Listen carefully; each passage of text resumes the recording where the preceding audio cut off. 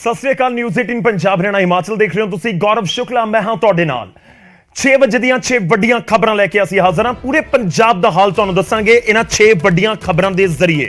ਸਭ ਤੋਂ ਪਹਿਲਾਂ ਆਵੇਗੀ 6ਵੀਂ ਵੱਡੀ ਖਬਰ, ਉਸ ਤੋਂ ਬਾਅਦ 5ਵੀਂ, ਚੌਥੀ, ਤੀਜੀ, ਦੂਜੀ ਤੇ ਫਿਰ ਦਿਨ ਦੀ ਸਭ ਤੋਂ ਵੱਡੀ ਖਬਰ ਦੱਸਾਂਗੇ ਤੁਹਾਨੂੰ ਆਖਿਰ ਦੇ ਵਿੱਚ। ਸਭ ਤੋਂ ਵੱਡੀ ਖਬਰ ਅੱਜ ਦੇ ਦਿਨ ਦੀ ਕੀ ਹੈ ਤੁਹਾਨੂੰ ਦੱਸਾਂਗੇ ਸਭ ਤੋਂ ਆਖਿਰ ਦੇ ਵਿੱਚ। ਸ਼ੁਰੂਆਤ ਕਰਨ ਜਾ ਰਹੇ ਹਾਂ ਤੇ ਗੱਲ ਹੋਵੇ ਤੇ ਦੂਜੀ ਗੱਲ, ਲਾਵਾਂ ਲੈਣ ਦੇ ਲਈ ਜਦੋਂ ਲਾੜੀ ਪਹੁੰਚੀ ਹੈ ਤਾਂ ਉਹ ਲਹਿੰਗਾ ਨਹੀਂ ਪਾ ਸਕਦੀ। ਲਹਿੰਗਾ ਨਾ ਪਾਇਆ ਹੋਵੇ ਯਾਨੀ ਕਿ ਪੰਜਾਬੀ ਸੂਟ ਨੂੰ ਤਰਜੀਹ ਇੱਕ ਤਰੀਕੇ ਨਾਲ ਦਿੱਤੀ ਗਈ ਹੈ ਕਿ ਲਹਿੰਗੇ ਦੇ ਨਾਲ ਲਾਵਾਂ ਨਹੀਂ ਲਈਆਂ ਜਾਣਗੀਆਂ। ਔਰ ਇਹ ਵੀ ਕਿਹਾ ਗਿਆ ਕਿਉਂਕਿ ਜਿਹੜੇ ਵਧਾਈ ਲੈਣ ਦੇ ਲਈ ਕਿੰਨਰ ਆਉਂਦੇ ਨੇ ਮਹੰਤ ਜਿਹਨਾਂ ਨੂੰ ਆਪਾਂ ਕਹਿੰਦੇ ਆ, ਤੇ ਉਹਨਾਂ ਦੇ ਲਈ ਵੀ ਫਿਕਸ ਕਰ ਦਿੱਤਾ ਗਿਆ ਕਿ 5100 ਰੁਪਏ ਹੀ ਉਹ ਲੈ ਸਕਣਗੇ, ਇਸ ਤੋਂ ਜ਼ਿਆਦਾ ਨਹੀਂ। ਉਸ ਤੋਂ ਬਾਅਦ ਜਿਹੜੇ ਹੋਰ ਵਧਾਈ ਲੈਣ ਵਾਲੇ ਘਰਾਂ ਦੇ ਵਿੱਚ ਪਹੁੰਚਦੇ ਨੇ ਉਹਨਾਂ ਦੇ ਲਈ ਵੀ ਵੱਖ-ਵੱਖ ਰੇਟ ਤੈਅ ਕਰ ਦਿੱਤੇ ਗਏ ਨੇ। ਇਹ ਵੀ ਕਹਿ ਦਿੱਤਾ ਗਿਆ ਹੈ ਕਿ ਵਧਾਈ ਵੀ ਸਿਰਫ ਇੱਕ ਪਾਰਟੀ ਨੂੰ ਮਿਲੇਗੀ। ਜੇ ਪਿੰਡ ਦੇ ਵਿੱਚ ਮਹੰਤਾਂ ਦੀਆਂ ਦੋ ਵੱਖ-ਵੱਖ ਗਰੁੱਪ ਪਹੁੰਚ ਗਏ ਤਾਂ ਇਹ ਨਹੀਂ ਕਿ ਦੋਵਾਂ ਨੂੰ 5100 ਨਹੀਂ, ਇੱਕ ਨੂੰ ਹੀ ਮਿਲੇਗਾ 5100 ਰੁਪਇਆ। ਲਾਵਾਂ ਸਮੇਂ ਲਹਿੰਗਾ ਪਾਉਣ ਦੇ ਉੱਤੇ ਵੀ ਪਾਬੰਦੀ ਲਗਾ ਦਿੱਤੀ ਗਈ ਹੈ, ਯਾਨੀ ਕਿ ਇੱਕ ਤਰੀਕੇ ਨਾਲ ਇਸ ਦੇ ਵਿੱਚ ਇਹੀ ਕਿਹਾ ਗਿਆ ਕਿ ਸੂਟ ਪਾਓ, ਪੰਜਾਬੀ ਸੂਟ ਦਾ ਜ਼ਿਕਰ ਬੇਸ਼ੱਕ ਪੋਸਟਰ ਦੇ ਵਿੱਚ ਨਹੀਂ ਹੈ ਪਰ ਮਤਲਬ ਇਹੀ ਹੈ। ਇੱਕ ਵੱਡਾ ਤੁਸੀਂ ਕਹਿ ਸਕਦੇ ਹੋ ਬੈਨਰ ਬਣਾ ਕੇ ਲਗਾ ਦਿੱਤਾ ਗਿਆ ਜਿਸ ਦੇ ਵਿੱਚ ਵੱਖ-ਵੱਖ ਹਦਾਇਤਾਂ ਦਿੱਤੀਆਂ ਗਈਆਂ ਨੇ। ਹੁਣ ਸਵਾਲ ਇਹ ਜ਼ਰੂਰ ਹੈ ਕਿ ਆਖਿਰ ਕਿਸ ਤਰੀਕੇ ਦੀਆਂ ਪਾਬੰਦੀਆਂ ਗੁਰੂ ਘਰ ਦੇ ਵਿੱਚ ਟਾਈਮਿੰਗ ਨੂੰ ਲੈ ਕੇ ਸਵਾਲ ਚੁੱਕੇ ਗਏ ਨੇ ਕਿ ਕਈ ਵਾਰ ਬਰਾਤ ਬਹੁਤ ਲੇਟ ਹੋ ਜਾਂਦੀ ਹੈ ਜਾਂ ਫਿਰ ਲੋਕ ਉਸ ਤਰੀਕੇ ਨਾਲ ਗੁਰੂ ਘਰ ਦੀ ਮਰਿਆਦਾ ਦਾ ਧਿਆਨ ਨਹੀਂ ਰੱਖਦੇ, 2-2 2:30 ਵਜੇ ਪਹੁੰਚਦੇ ਨੇ। ਉਹ ਸਮਝ ਆ ਰਿਹਾ ਹੈ ਕਿ ਪਰਿਵਾਰਾਂ ਨੂੰ ਇਹ ਕਹਿ ਦਿੱਤਾ ਗਿਆ ਕਿ ਤੁਸੀਂ 12 ਵਜੇ ਤੋਂ ਪਹਿਲਾਂ ਪਹੁੰਚਣਾ ਹੈ, ਸਵੇਰੇ ਉੱਠੋ, ਤਿਆਰ ਹੋਵੋ। ਸਾਰੇ ਬਰਾਤੀ ਜਿਹੜੇ ਹੈਗੇ ਨੇ ਇਹ ਵੀ ਨਾਲ ਤੈਅ ਕੀਤਾ ਗਿਆ ਕਿ ਹਰ ਕੋਈ ਗੁਰੂ ਘਰ ਨਾ ਪਹੁੰਚ ਜਾਵੇ ਬਰਾਤ ਦੇ ਨਾਲ, ਤਾਂ ਉਹ ਵੀ ਕੁਝ ਮੈਂਬਰ ਹੀ ਹੋਣਗੇ ਪਰਿਵਾਰ ਦੇ ਜਿਹੜੇ ਤੈਅ ਕੀਤੇ ਗਏ ਨੇ ਕਿ ਸਿਰਫ ਉਹੀ ਪਹੁੰਚਣਗੇ ਤੇ ਉਹਨਾਂ ਦੇ ਵੱਲੋਂ ਹੀ ਜਿਹੜੇ ਲਾਵਾਂ ਉੱਥੇ ਪੜੀਆਂ ਜਾਣਗੀਆਂ ਉਸ ਦੇ ਵਿੱਚ ਉਹ ਸ਼ਮੂਲੀਅਤ ਕਰਨਗੇ ਲਾੜਾ ਲਾੜੀ ਜਦੋਂ ਉੱਥੇ ਪਹੁੰਚੇ ਹੋਣਗੇ। ਖੈਰ 12 ਵਜੇ ਤੋਂ ਪਹਿਲਾਂ ਨਹੀਂ ਪਹੁੰਚਦੇ ਤਾਂ ਜੁਰਮਾਨਾ ਹੋਏਗਾ। ਗੁਰੂ ਘਰ ਦੀ ਮਰਿਆਦਾ ਨੂੰ ਧਿਆਨ ਦੇ ਵਿੱਚ ਰੱਖਦੇ ਹੋਏ ਫੈਸਲਾ ਲਿਆ ਗਿਆ ਹੋ ਸਕਦਾ ਹੈ। ਪਰ ਦੂਜੇ ਪਾਸੇ ਲਹਿੰਗੇ ਨੂੰ ਲੈ ਕੇ ਕਿਉਂ ਇਤਰਾਜ਼ ਜਤਾਇਆ ਗਿਆ, ਇਹ ਵੀ ਇੱਕ ਵੱਡਾ ਸਵਾਲ ਜ਼ਰੂਰ ਹੈ ਕਿ ਲਹਿੰਗੇ ਤੋਂ ਕੀ ਦਿੱਕਤ ਹੈ। ਔਰ ਪੰਜਾਬੀ ਪਹਿਰਾਵੇ ਦੇ ਵਿੱਚ ਲਹਿੰਗੇ ਦਾ ਵੀ ਜ਼ਿਕਰ ਹੁੰਦਾ ਹੈ, ਪੰਜਾਬੀ ਗਾਣਿਆਂ ਦੇ ਵਿੱਚ ਬਹੁਤ ਜ਼ਿਕਰ ਹੁੰਦਾ ਲਹਿੰਗੇ ਦਾ, ਤਾਂ ਫਿਰ ਉਸ ਦੇ ਉੱਤੇ ਆਪੱਤੀ ਕਿਉਂ ਹੈ ਕਿ ਵਾਕਈ ਹੀ ਜਿਹੜੇ ਆਮ ਤੌਰ ਤੇ ਆਪਣੇ ਪਿੰਡਾਂ ਦੇ ਵਿੱਚ ਜਾਂ ਪਰਿਵਾਰਾਂ ਦੇ ਵਿੱਚ ਵਿਆਹ ਸਮਾਗਮ ਕਿਵੇਂ ਹੁੰਦੇ ਨੇ ਕਿ ਸਵੇਰ ਦੇ ਸਮੇਂ ਆਪਾਂ ਪਹਿਲਾਂ ਗੁਰੂ ਘਰ ਜਾਂਦੇ ਹਾਂ, ਉੱਥੇ ਲਾਵਾਂ ਪੜੀਆਂ ਜਾਂਦੀਆਂ ਨੇ ਤੇ ਉਸ ਤੋਂ ਬਾਅਦ ਕਿਸੇ ਪੈਲੇਸ ਦੇ ਵਿੱਚ ਪ੍ਰੋਗਰਾਮ ਕੀਤਾ ਹੁੰਦਾ ਹੈ, ਤਾਂ ਕਿ ਲਾੜੀ ਨੂੰ ਇਸ ਤਰੀਕੇ ਨਾਲ ਤਿਆਰ ਹੋਣਾ ਹੋਏਗਾ। ਜੇਕਰ ਕਿਸੇ ਲਾੜੀ ਦਾ ਆਪਣੇ ਵਿਆਹ ਨੂੰ ਲੈ ਕੇ ਚਾਅ ਹੈ, ਕਿਉਂਕਿ ਵਿਆਹਾਂ ਦਾ ਸੀਜ਼ਨ ਵੀ ਇਸ ਸਮੇਂ ਚੱਲ ਰਿਹਾ ਹੈ, ਕਿ ਜਦੋਂ ਗੁਰੂ ਘਰ ਜਾਵੇ ਲਾਵਾਂ ਲੈਣ ਦੇ ਲਈ ਤਾਂ ਉਸ ਸਮੇਂ ਤੁਹਾਨੂੰ ਡਰੈਸ ਵੱਖਰੀ ਰੱਖਣੀ ਹੋਏਗੀ, ਤੇ ਜਦੋਂ ਤੁਸੀਂ ਪਾਰਟੀ ਦੇ ਵਿੱਚ ਪਹੁੰਚ ਰਹੇ ਹੋ ਕਿਸੇ ਪੈਲੇਸ ਦੇ ਵਿੱਚ ਜਾਂ ਰਾਤ ਦਾ ਕੋਈ ਫੰਕਸ਼ਨ ਹੈ ਤਾਂ ਫਿਰ ਲਹਿੰਗੇ ਵਾਲਾ ਚਾਅ ਤੁਹਾਨੂੰ ਉੱਥੇ ਹੀ ਪੂਰਾ ਕਰਨਾ ਹੋਏਗਾ। ਤਾਂ ਇੱਕ ਤਰੀਕੇ ਨਾਲ ਇਹ ਵੀ ਕਹਿਣ ਦੀ ਕੋਸ਼ਿਸ਼ ਕੀਤੀ ਜਾ ਰਹੀ ਹੈ ਇਹ ਕਪੂਰਥਲਾ ਦੇ ਇੱਕ ਪਿੰਡ ਦਾ ਫੈਸਲਾ ਹੈ, ਪੂਰੇ ਪੰਜਾਬ ਦੇ ਵਿੱਚ ਨਹੀਂ ਹੈ। ਮੈਂ ਇਹ ਵੀ ਕਲੀਅਰ ਕਰ ਦਵਾਂ, ਕਪੂਰਥਲਾ ਦੇ ਪਿੰਡ ਪਧਾਸ ਦੀ ਪੰਚਾਇਤ ਨੇ ਫੈਸਲਾ ਲਿਆ ਹੈ। ਹੁਣ ਸਵਾਲ ਤਾਂ ਜ਼ਰੂਰ ਹੈ ਤੇ ਉਸ ਤੋਂ ਬਾਅਦ ਕਿੰਨਰਾਂ ਨੂੰ ਲੈ ਕੇ ਵੀ ਕਈ ਲੋਕ ਆਪਣੀ ਨਾਰਾਜ਼ਗੀ ਕਈ ਵਾਰ ਜਤਾਉਂਦੇ ਨੇ ਕਿ ਕਿੰਨਰ ਆ ਕੇ ਜਿਹੜੀ ਮੰਗ ਕਰਦੇ ਨੇ ਬਹੁਤ ਜ਼ਿਆਦਾ ਹੁੰਦੀ ਹੈ, ਪਰਿਵਾਰ ਕਈ ਵਾਰ ਉਸ ਦੇ ਵਿੱਚ ਸਮਰੱਥ ਨਹੀਂ ਹੁੰਦਾ, ਉਹ ਨਹੀਂ ਦੇ ਪਾਉਂਦੇ ਤੇ ਕਿੰਨਰ ਮੰਨਦੇ ਨਹੀਂ। ਇਸ ਕਰਕੇ ਪਿੰਡ ਦੀ ਪੰਚਾਇਤ ਨੇ ਉਹ ਵੀ ਤੈਅ ਕਰ ਦਿੱਤਾ ਕਿ ਜਿਹੜੇ ਮਹੰਤ ਮੰਗਣ ਆਉਣਗੇ, ਹਾਲਾਂਕਿ ਸ਼ਬਦ ਦਾ ਇਸਤੇਮਾਲ ਕੀਤਾ ਗਿਆ ਕਿ ਜਿਹੜੀ ਖੁਸਰਿਆਂ ਨੂੰ ਵਧਾਈ ਦਿੱਤੀ ਜਾਂਦੀ ਹੈ ਉਹ 5100 ਰੁਪਏ ਹੋਏਗੀ, ਕਿੰਨਰਾਂ ਨੂੰ ਜਿਹੜੀ ਵਧਾਈ ਦਿੱਤੀ ਜਾਂਦੀ ਹੈ ਤਾਂ ਉਹ ਵੀ ਇੱਕ ਤੈਅ ਕਰ ਦਿੱਤੀ ਗਈ। ਹੁਣ ਸਵਾਲ ਇਹੀ ਹੈ ਕਿ ਵਾਕਈ ਹਰ ਇੱਕ ਫੈਸਲੇ ਦੇ ਉੱਤੇ ਆ ਪਿੰਡ ਦੀ ਪੰਚਾਇਤ ਨੂੰ ਇਹ ਹੱਕ ਹੈ ਕਿ ਕੌਣ ਕੀ ਪਾਵੇ ਜਾਂ ਕੌਣ ਕੀ ਨਾ ਪਾਵੇ, ਇਸ ਦੇ ਉੱਤੇ ਵੀ ਫੈਸਲਾ ਉਹਨਾਂ ਦੇ ਵੱਲੋਂ ਲਿਆ ਜਾਵੇ। ਤਾਂ ਇਹ ਵੱਖ-ਵੱਖ ਫੈਸਲੇ ਨੇ, ਪਿੰਡ ਦੀ ਪੰਚਾਇਤ ਤੇ ਹੋਰ ਜਿਹੜੇ ਮੈਂਬਰ ਨੇ ਕੀ ਕੁਝ ਕਹਿ ਰਹੇ ਨੇ ਉਹ ਵੀ ਤੁਹਾਨੂੰ ਸੁਣਾਉਂਦੇ। ਜਿਹੜਾ ਸਾਡੇ ਸਿੱਖ ਇਤਿਹਾਸ ਦੇ ਵਿੱਚ ਹੈ ਕਿ 12 ਵਜੇ ਤੋਂ ਪਹਿਲਾਂ ਜਿਹੜੀਆਂ ਨੇ ਉਹ ਆਨੰਦ ਕਾਰਜ ਹੋ ਜਾਣੇ ਚਾਹੀਦੇ ਹਨ।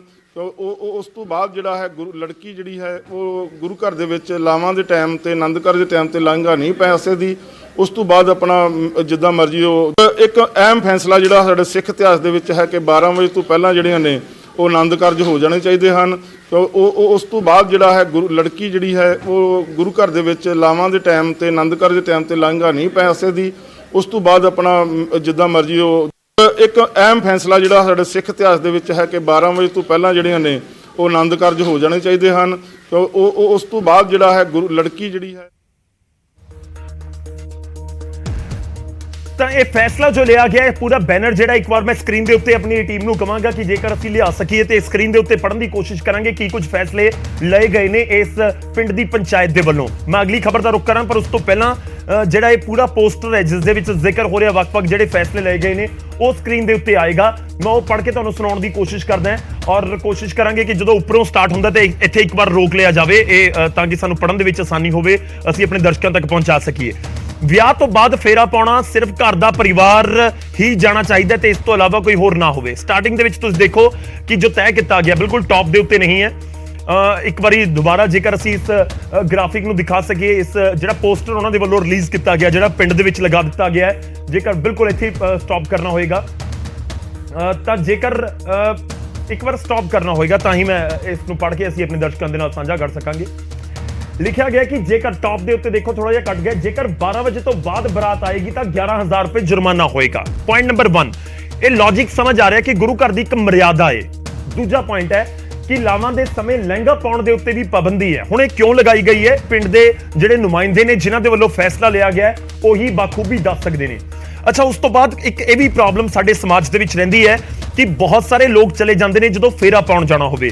ਜਦੋਂ ਕੋਈ ਕੁੜੀ ਵਿਆਹ ਕੇ ਆਈ ਤਾਂ ਫਿਰ ਜਦੋਂ ਫੇਰਾ ਪਾਉਣ ਵਾਪਸ ਜਾਂਦੀ ਹੈ, ਕੁੜੀ ਦੇ ਘਰ ਜਾਂਦੇ ਨੇ, ਯਾਨੀ ਕਿ ਕੁੜੀ ਦੇ ਪੇਕੇ ਜਾਂਦੇ ਨੇ, ਤਾਂ ਉਸ ਸਮੇਂ ਟੱਬਰ ਦੇ ਬਹੁਤ ਸਾਰੇ ਲੋਕ, ਕਈ ਵਾਰ ਕੀ ਹੁੰਦਾ ਕਿ ਚਾਚੇ ਤਾਏ ਵੀ ਇਕੱਠੇ ਹੋ ਗਏ ਤਾਂ 10-20 ਬੰਦੇ ਚਲੇ ਗਏ ਜਾਂ 50 ਬੰਦੇ ਚਲੇ ਗਏ। ਉਹ ਵੀ ਇੱਕ ਤਰੀਕੇ ਨਾਲ ਕੁੜੀ ਵਾਲਿਆਂ ਦੇ ਉੱਤੇ ਤੁਸੀਂ ਕਹਿ ਸਕਦੇ ਹੋ ਕਿ ਸਮਾਜ ਕਹਿੰਦਾ ਹੈ ਕਿ ਬੋਝ ਹੈ ਜਾਂ ਭਾਰ ਹੋ ਗਿਆ। ਇਸ ਕਰਕੇ ਤੈਅ ਕੀਤਾ ਗਿਆ ਕਿ ਵਿਆਹ ਤੋਂ ਬਾਅਦ ਫੇਰਾ ਪਾਉਣ ਦੇ ਲਈ ਸਿਰਫ ਘਰ ਦਾ ਪਰਿਵਾਰ ਹੀ ਜਾਣਾ ਚਾਹੀਦਾ। ਇਸ ਤੋਂ ਇਲਾਵਾ ਤੇ ਉਹਨਾਂ ਨੂੰ 11,000 ਰੁਪਏ ਜੁਰਮਾਨਾ ਹੋਏਗਾ। ਮਤਲਬ ਇਹ ਹੈ ਕਿ ਜੇ ਤੁਸੀਂ ਸਾਰਾ ਹੀ ਲਾਣਾ ਇਕੱਠਾ ਕਰਕੇ ਕਿਤੇ ਲੈ ਗਏ ਇਸ ਪਿੰਡ ਦੇ ਵਿੱਚ ਤਾਂ ਫਿਰ 11,000 ਰੁਪਏ ਫਾਈਨ ਹੋਏਗਾ।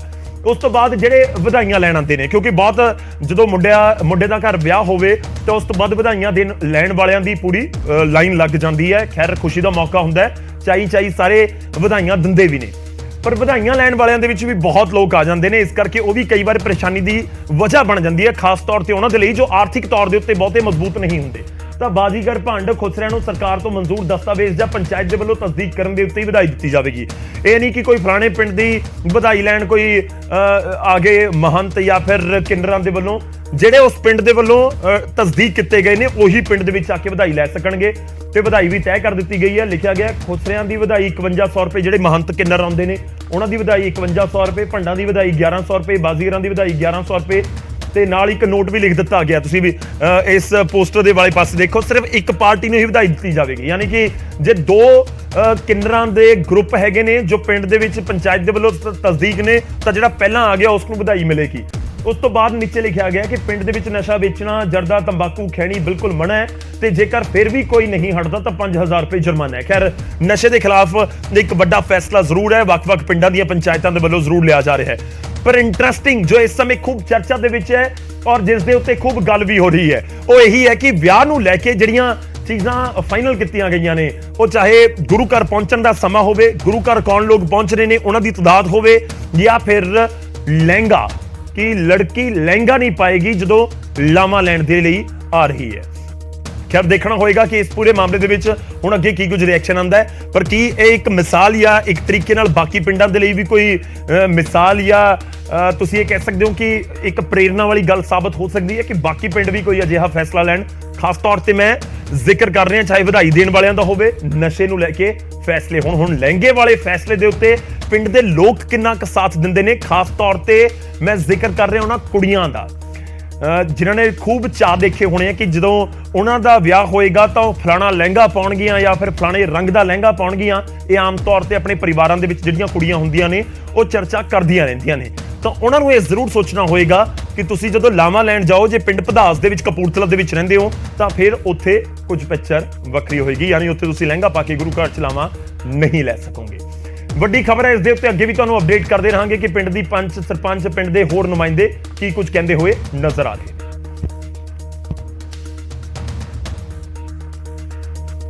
ਹੁਣ ਅਗਲੀ ਖਬਰ ਦਾ ਰੁਖ ਕਰਦੇ ਹਾਂ। ਦਿਨ ਦੀ ਪੰਜਵੀਂ ਵੱਡੀ ਖਬਰ ਦਾ ਰੁਖ ਕਰਾਂਗੇ। ਮੁੱਖ ਮੰਤਰੀ ਦੇ ਵੱਲੋਂ ਟ੍ਰੇਨ ਨੂੰ ਹਰੀ ਝੰਡੀ ਦਿਖਾਈ ਗਈ।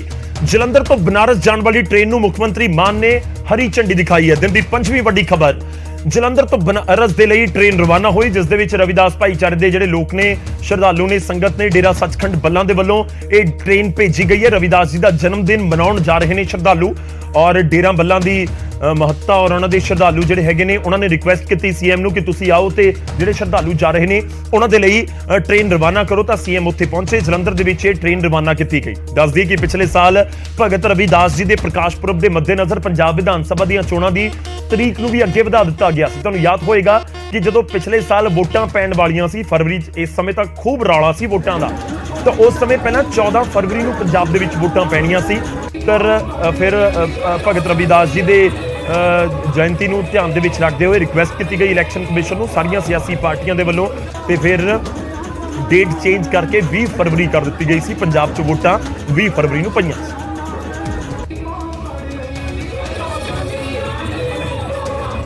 ਜਨ ਟ੍ਰੇਨਾਂ ਲੈ ਕੇ ਵਾਰਾਣਸੀ, ਇਹ ਤੁਹਾਡਾ ਗੁਰੂ ਪ੍ਰਤੀ ਵਿਸ਼ਵਾਸ, ਗੁਰੂ ਪ੍ਰਤੀ ਸ਼ਰਧਾ ਜਿਹੜੀ ਹੈ ਇਹ ਉਹਦਾ ਸੰਕੇਤ ਹੈ।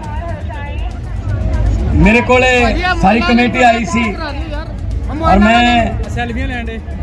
ਇਹਨਾਂ ਨੂੰ ਇਹੀ ਕਿਹਾ ਸੀ ਕਿ ਮੈਂ ਖੁਦ ਆऊंगा और मैं यही अरदास करूंगा परमात्मा अगे कि जिहड़ी संगत है ਉਹਦਾ विश्वास, जो इच्छावां लैके, जो शरधा लैके तुसी जा रहे हो वो श्री गुरु रविदास जी पूरियां करन। और ਸ਼੍ਰੀ ਗੁਰੂ ਰਵਿਦਾਸ ਜੀ ਦੇ ਜਨਮ ਦਿਹਾੜੇ ਤੇ ਹਰ ਸਾਲ ਦੀ ਤਰ੍ਹਾਂ ਇਸ ਸਾਲ ਵੀ ਟ੍ਰੇਨ ਜਿਹੜੀ ਹੈਗੀ ਆ ਜਲੰਧਰ ਸ਼ਹਿਰ ਤੋਂ ਚੱਲਣ ਜਾ ਰਹੀ ਹੈ। ਔਰ ਇਹ ਟ੍ਰੇਨ ਜਿਹੜੀ ਹੈਗੀ ਆ, ਮੈਂ ਤਸਵੀਰਾਂ ਦਿਖਾਉਣਾ।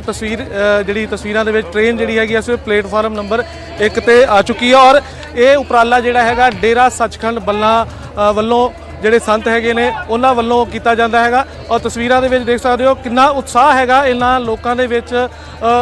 ਗਾਣੇ ਗਾ ਰਹੇ ਨੇ, ਭੰਗੜੇ ਪਾ ਰਹੇ ਨੇ, ਢੋਲ ਵੱਜ ਰਹੇ ਨੇ। ਢੋਲ ਢਮੱਕੇ ਦੇ ਨਾਲ ਇਸ ਟ੍ਰੇਨ ਨੂੰ ਰਵਾਨਾ ਕੀਤਾ ਜਾਣਾ। ਔਰ ਨਾਲ ਦੀ ਨਾਲ ਇਹ ਵੀ ਦੱਸਣਾ ਜ਼ਰੂਰੀ ਹੈ ਇੱਥੇ ਅੱਜ ਦੇਸ਼ 'ਚ ਪੰਜਾਬ ਦੇ ਮੁੱਖ ਮੰਤਰੀ ਭਗਵੰਤ ਸਿੰਘ ਮਾਨ ਇਸ ਟ੍ਰੇਨ ਨੂੰ ਹਰੀ ਝੰਡੀ ਦੇਣ ਆ ਰਹੇ ਨੇ।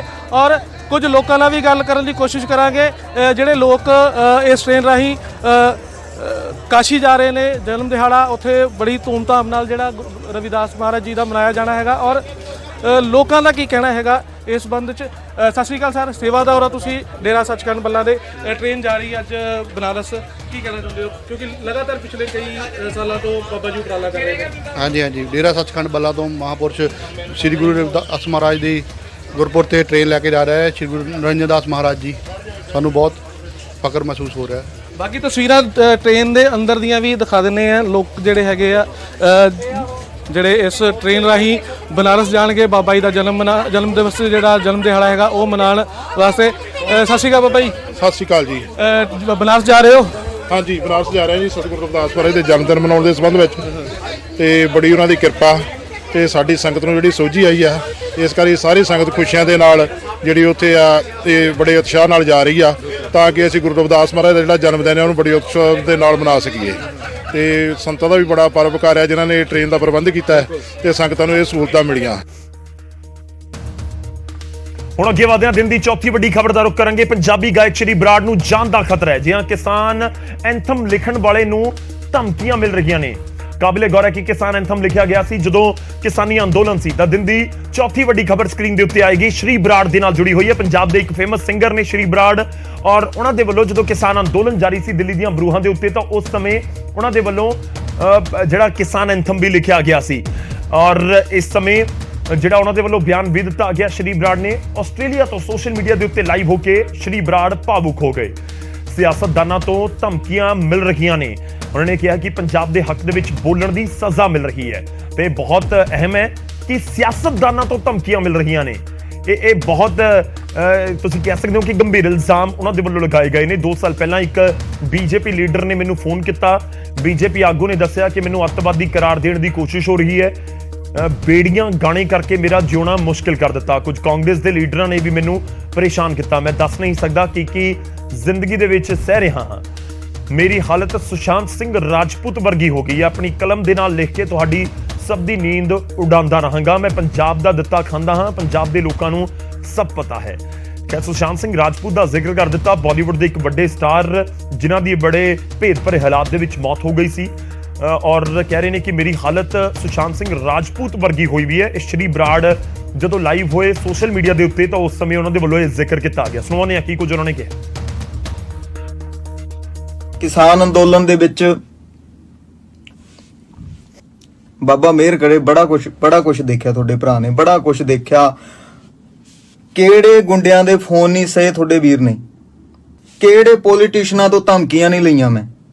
ਪੰਜਾਬ ਦੇ ਹੱਕ 'ਚ ਬੋਲਣ ਦੀ ਸਜ਼ਾ ਮੇਰੀ ਐਡੀ ਹੈ, ਪੰਜਾਬ ਦੇ ਹੱਕ 'ਚ ਬੋਲਣ ਦੀ ਸਜ਼ਾ ਮੇਰੀ ਇਹ ਹੈਗੀ ਹੈ, ਹਰ ਸਾਲ 'ਚ 12 ਮਹੀਨੇ ਹੁੰਦੇ ਆ ਤੇ ਤੁਹਾਡਾ ਭਰਾ 8 ਵਾਰੀ ਛੱਤ ਨੂੰ ਰੱਸੇ ਪਾਉਂਦਾ।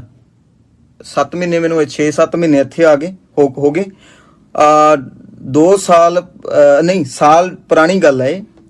ਬੀਜੇਪੀ ਦਾ ਬੜਾ ਮੰਨਿਆ ਪਰਮੰਨਿਆ, ਮੈਂ ਨਾਂ ਨਹੀਂ ਲੈਣਾ ਚਾਹੁੰਦਾ, ਫੇਰ ਇਹ ਪਰਚੇ ਪਾਉਣਗੇ ਮੇਰੇ ਤੇ, ਕੁਝ ਕਰਨਗੇ, ਬਟ ਗੁਰੂ ਦੀ ਸਹੁੰ ਦੇ ਕੇ ਕਹਿਣਾ ਕਿ ਬੀਜੇਪੀ ਦੇ ਬੰਦੇ ਨੇ, ਭਰਾ ਨੇ ਉਸੇ ਮੀਟਿੰਗ 'ਚ ਬੈਠਾ ਸੀਗਾ ਤੇ ਆ ਕੇ ਕਹਿੰਦਾ ਕਿ ਸ਼੍ਰੀ ਤੇਰੇ ਤੇ ਪਰਚਾ ਵੀਰੇ, ਮੈਨੂੰ ਫੋਨ ਕਰਿਆ। ਉਹ ਚੰਗਾ ਭਲਾ ਬੰਦਾ, ਉਹਦੇ ਹੋਸ਼ ਉੱਡ ਗਏ ਤੇ ਮੈਨੂੰ ਫੋਨ ਕਰਕੇ ਕਹਿੰਦਾ ਵੀਰੇ ਮੈਂ ਮਿਲਣਾ ਹੈ। ਕਿੱਥੇ ਆ ਤੂੰ, ਛੋਟਾ ਭਰਾ ਹੈ। ਮੈਂ ਕਿਹਾ ਜੀ ਮੈਂ ਮੋਹਾਲੀ, ਮੈਂ 91 ਹੁੰਦਾ ਸੀ।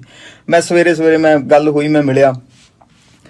ਮੈਨੂੰ ਵੀਰ ਕਹਿੰਦਾ ਕਿ ਰਾਤ ਮੀਟਿੰਗ 'ਚ ਬੈਠੇ ਆ ਬੀਜੇਪੀ ਦੇ ਤੇ ਸ਼੍ਰੀ ਉੱਥੇ ਗੱਲ ਕੀ ਹੋਈ, ਤੇਰਾ ਜ਼ਿਕਰ ਚੱਲਿਆ ਤੇ ਉਹਨਾਂ ਨੇ ਕੀ ਗੱਲ ਕਹੀ। ਬਹੁਤ ਵੱਡਾ ਪੋਲੀਟੀਸ਼ੀਅਨ ਸੀਗਾ। ਇੱਕ ਗੀਤਕਾਰ ਜਿਹੜਾ ਹੈਗਾ ਪੰਜਾਬੀ ਗਾਇਕ, ਉਸ ਨੂੰ ਜਾ ਕੇ ਆਸਟ੍ਰੇਲੀਆ 'ਚ ਬੈਠੇ ਰਹਿਣਾ ਪਵੇ, ਇੱਥੋਂ ਭੱਜੇ, ਆਪਣੇ ਸਾਰੇ ਪ੍ਰੋਗਰਾਮ ਰੱਦ ਕਰ ਦੇ, ਉਹਨੂੰ ਧਮਕੀਆਂ ਆਉਣ, ਕਿਹਨਾਂ ਤੋਂ, ਗੈਂਗਸਟਰਾਂ ਤੋਂ ਆ ਰਹੀਆਂ ਨੇ, ਕਿਹੜੇ ਪੋਲੀਟੀਸ਼ੀਅਨ ਉਹਦੇ 'ਚ ਇਨਵੋਲਵ ਆ। ਮੈਂ ਹਮੇਸ਼ਾ ਕਹਿਣਾ ਹੁੰਦਾ ਕਿ ਇਹ ਗੁੰਡਾਗਰਦੀ, ਇਹ ਪੋਲੀਟੀਸ਼ੀਅਨ ਔਰ ਪੋਲੀਟੀਕਲ ਲੋਕ ਨੇ ਜਿਹੜੇ ਉਹ, ਔਰ ਪੁਲਿਸ ਪ੍ਰਸ਼ਾਸਨ ਦੇ ਅਧਿਕਾਰੀ ਔਰ ਗੈਂਗਸਟਰ, ਇਹਨਾਂ ਦੇ ਨੈਕਸਸ ਦੇ ਨਾਲ ਹੀ ਚੱਲਦਾ। ਤੇ ਉਹਨੇ ਸਾਫ਼ ਕਿਹਾ ਕਿ ਮੈਨੂੰ ਫੋਨ ਵੀ ਕਰਵਾਉਂਦੇ ਆ ਗੈਂਗਸਟਰਾਂ ਤੋਂ ਤੇ ਬਾਕੀ ਲੋਕਾਂ ਤੋਂ ਧਮਕੀਆਂ ਆਉਂਦੀਆਂ ਨੇ। ਇਸ ਕਰਕੇ ਮੈਂ ਆਪਣੀ ਜਾਨ ਬਚਾਉਣ ਦੇ ਲਈ ਡਰਦਾ ਹੋਇਆ ਆਸਟ੍ਰੇਲੀਆ ਬੈਠਾ। ਤੇ ਇਹ ਪੰਜਾਬ ਸਰਕਾਰ ਨੂੰ ਇਸ ਦਾ ਧਿਆਨ ਦੇਣਾ ਚਾਹੀਦਾ, ਇਸ ਤੇ ਕਾਰਵਾਈ ਕਰਨੀ ਚਾਹੀਦੀ ਹੈ। ਇੱਕ ਬਹੁਤ ਵੱਡਾ ਆਰਗੇਨਾਈਜ਼ ਕ੍ਰਾਈਮ ਦਾ ਮਾਫੀਆ, ਜਿਹਨੂੰ ਰਾਜਨੀਤਿਕ ਪੁਸ਼ਤ ਪਨਾਈ ਰਹੀ ਆ ਪਿਛਲੀਆਂ ਸਰਕਾਰਾਂ 'ਚ, ਉਹਨੇ ਕੰਮ ਕੀਤਾ ਔਰ ਪੰਜਾਬ 'ਚ ਬਹੁਤ ਗਲਤ ਤਰੀਕੇ ਨਾਲ ਕ੍ਰਾਈਮ ਵੀ ਹੋਏ ਆ। ਤਾਂ ਹੀ ਮਾਨ ਸਾਹਿਬ ਦੀ ਸਰਕਾਰ ਉਹਨਾਂ ਨੂੰ ਰੋਜ਼ ਫੜ ਵੀ ਰਹੀ, ਇਨਕਾਊਂਟਰ ਵੀ ਕਰ ਰਹੀ ਆ, ਇਹ 'ਚ ਕੋਈ ਦੋ ਰਾਏ ਨਹੀਂ ਹੈ। ਔਰ ਉਹ ਸ਼੍ਰੀ ਬਰਾੜ ਨੇ ਜੇ ਕੁਝ ਚੀਜ਼ਾਂ ਰੇਸ ਕੀਤੀਆਂ, ਡੈਫੀਨੇਟਲੀ ਇਹ ਪਰੰਪਰਾ ਰਹੀ ਆ ਕਿ ਕਿਸ ਤਰੀਕੇ ਨਾਲ ਫਰੋਤੀਆਂ ਮੰਗੀਆਂ ਜਾਂਦੀਆਂ ਰਹੀਆਂ, ਕਿਸ ਤਰੀਕੇ ਨਾਲ ਉਹਨਾਂ ਨੂੰ ਬਚਾਇਆ ਜਾਂਦਾ ਰਿਹਾ ਕ੍ਰਿਮੀਨਲਸ ਲੋਕਾਂ ਨੂੰ। ਔਰ ਇਹ ਸਾਰੀ ਜਿਹੜੀ ਸਫਾਈ ਆ ਉਹਨੂੰ ਕਰਨ 'ਚ ਮਾਨ ਸਾਹਿਬ ਦੀ ਸਰਕਾਰ ਲੱਗੀ ਹੋਈ ਹੈ। ਤਾਂ ਸ਼੍ਰੀ ਬਰਾੜ ਦੇ ਵੱਲੋਂ ਇਹ ਕਿਹਾ ਜਾ ਰਿਹਾ ਹੈ ਕਿ ਉਹਨਾਂ ਨੂੰ ਧਮਕੀਆਂ ਮਿਲ ਰਹੀਆਂ ਨੇ, ਪਰ ਦੂਜੇ ਪਾਸੇ ਉਹਨਾਂ ਨੂੰ ਵੀ ਨਿਸ਼ਾਨੇ ਤੇ ਲਿਆ ਜਾ ਰਿਹਾ ਹੈ। ਅੱਗੇ ਵਧਦਿਆਂ ਤੇ ਦਿਨ ਦੀ ਤੀਜੀ ਵੱਡੀ ਖਬਰ ਦਾ ਰੁਖ ਕਰਾਂਗੇ। ਗੱਲ ਹੋਵੇਗੀ ਸਾਬਕਾ ਮੁੱਖ ਮੰਤਰੀ ਕੈਪਟਨ ਅਮਰਿੰਦਰ ਸਿੰਘ ਦੀ। ਸਕਰੀਨ ਦੇ ਉੱਤੇ ਆਏਗੀ ਦਿਨ ਦੀ ਤੀਜੀ ਵੱਡੀ ਖਬਰ ਤੇ ਸਵਾਲ ਹੈ ਕਿਉਂਕਿ ਬੀਜੇਪੀ 'ਚ ਸ਼ਾਮਲ ਹੋ ਚੁੱਕੇ ਨੇ ਤੇ ਸਵਾਲ ਹੈ ਕਿ ਵੱਡੀ ਜ਼ਿੰਮੇਵਾਰੀ ਕੈਪਟਨ ਅਮਰਿੰਦਰ ਸਿੰਘ ਨੂੰ ਮਿਲਣ ਜਾ ਰਹੀ ਹੈ। ਗਵਰਨਰ ਬਣਾਏ ਜਾਣਗੇ ਅਮਰਿੰਦਰ ਸਿੰਘ, ਇਹ ਸਵਾਲ ਹੈ। ਗਵਰਨਰ ਬਣਾਏ ਜਾਣ ਦੀਆਂ ਚਰਚਾਵਾਂ ਦੇ ਉੱਤੇ ਕੈਪਟਨ ਅਮਰਿੰਦਰ ਸਿੰਘ ਦੀ ਸਟੇਟਮੈਂਟ ਆਈ ਹੈ। ਪਹਿਲੀ ਵਾਰ ਹੈ ਕਿਉਂਕਿ ਲਗਾਤਾਰ ਇਹ ਜ਼ਿਕਰ ਹੋ ਰਿਹਾ ਖਾਸ ਤੌਰ ਤੇ ਸੋਸ਼ਲ ਮੀਡੀਆ ਉੱਤੇ ਕਿ ਕੈਪਟਨ ਅਮਰਿੰਦਰ ਸਿੰਘ ਤਾਂ ਜਲਦੀ ਹੀ ਕਿਸੇ ਸੂਬੇ ਦੇ ਗਵਰਨਰ ਬਣਾਏ ਜਾ ਸਕਦੇ ਨੇ। ਤਾਂ ਕੈਪਟਨ ਅਮਰਿੰਦਰ ਸਿੰਘ ਨੇ ਉਸ ਦੇ ਉੱਤੇ ਸਟੇਟਮੈਂਟ ਦਿੱਤੀ ਹੈ। ਪਹਿਲੀ ਵਾਰ ਕੈਪਟਨ ਬੋਲੇ ਨੇ ਗਵਰਨਰ ਬਣਾਉਣ ਦੇ ਮੁੱਦੇ ਉੱਤੇ ਤੇ ਉਹਨਾਂ ਨੇ ਕਿਹਾ ਕਿ ਹਾਲੇ ਤੱਕ ਕੇਂਦਰ ਦੇ ਨਾਲ ਕੋਈ ਗੱਲਬਾਤ ਗਵਰਨਰ ਵਾਲੀ ਜ਼ਿੰਮੇਵਾਰੀ ਨੂੰ ਲੈ ਕੇ ਨਹੀਂ ਹੋਈ। ਨਾਲ ਹੀ ਕੈਪਟਨ ਨੇ ਇਹ ਵੀ ਕਹਿ ਦਿੱਤਾ ਕਿ ਪ੍ਰਧਾਨ ਮੰਤਰੀ ਜੋ ਵੀ ਜ਼ਿੰਮੇਵਾਰੀ ਦੇਣਗੇ ਉਹਨਾਂ ਨੂੰ ਮਨਜ਼ੂਰ ਹੋਵੇਗੀ। ਤਾਂ ਤੁਸੀਂ ਇਹ ਕਹਿ ਸਕਦੇ ਹੋ ਕਿ ਜਦੋਂ ਆਮ ਤੌਰ ਤੇ ਪੋਲੀਟੀਕਲ ਲੀਡਰਾਂ ਦੇ ਵੱਲੋਂ ਇਸ ਤਰੀਕੇ ਨਾਲ ਕਿਹਾ ਜਾਂਦਾ ਹੈ ਕਿ ਜੋ ਵੀ ਜ਼ਿੰਮੇਵਾਰੀ ਦੇਣਗੇ ਮਨਜ਼ੂਰ ਹੋਏਗੀ, ਤਾਂ ਉਸ ਦਾ ਇੱਕ ਇਨਡਾਇਰੈਕਟਲੀ ਮਤਲਬ ਇਹ ਵੀ ਹੁੰਦਾ ਹੈ ਕਿ ਹਾਂ ਆਈ ਐਮ ਰੈਡੀ। ਔਰ ਦੇਖਣਾ ਹੋਏਗਾ ਕਿ ਬੀਜੇਪੀ ਉਹਨਾਂ ਨੂੰ ਕਿਸੇ ਸੂਬੇ ਦੇ ਵਿੱਚ ਗਵਰਨਰ ਵਾਲੀ ਜ਼ਿੰਮੇਵਾਰੀ ਸੌਂਪਦੀ ਹੈ ਜਾਂ ਨਹੀਂ। ਤਾਂ ਕੈਪਟਨ ਅਮਰਿੰਦਰ ਸਿੰਘ ਦੀ ਇਹ ਫਸਟ ਸਟੇਟਮੈਂਟ ਹੈ ਜੋ ਉਹਨਾਂ ਨੇ ਦਿੱਤੀ ਹੈ ਗਵਰਨਰ ਬਣਾਏ ਜਾਣ ਦੀਆਂ ਕਿਆਸਰਾਈਆਂ ਦੇ ਵਿਚਾਲੇ।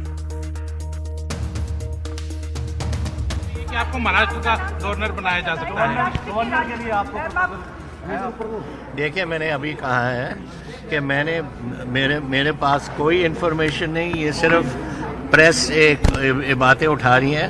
अभी तक तो 5 जगह आप भेज चुके मुझे। पहले तो हिमाचल भेज चुके हो, फिर कहाँ पटना पुटना सब कहीं भेज दिया मुझे। आप बनना चाहेंगे राज्यपाल?